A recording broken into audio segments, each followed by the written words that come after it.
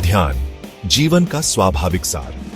ध्यान एक जटिल क्रिया नहीं है, यह तो हमारे जीवन का स्वाभाविक सार है।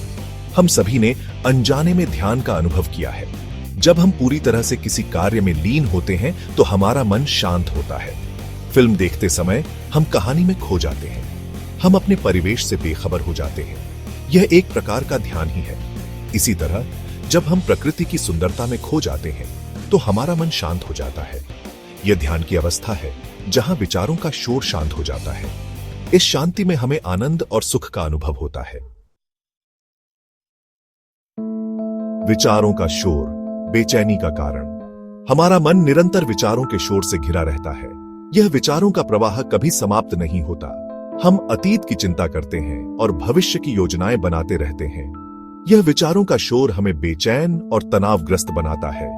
यह हमारे मन को शांति से वंचित रखता है। ज्यादा सोचने से हमारा मन अशांत रहता है।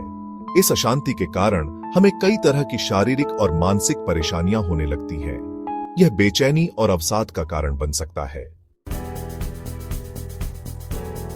शून्य में शांति ध्यान का फल। ध्यान हमें विचारों के शोर से मुक्ति दिलाता है।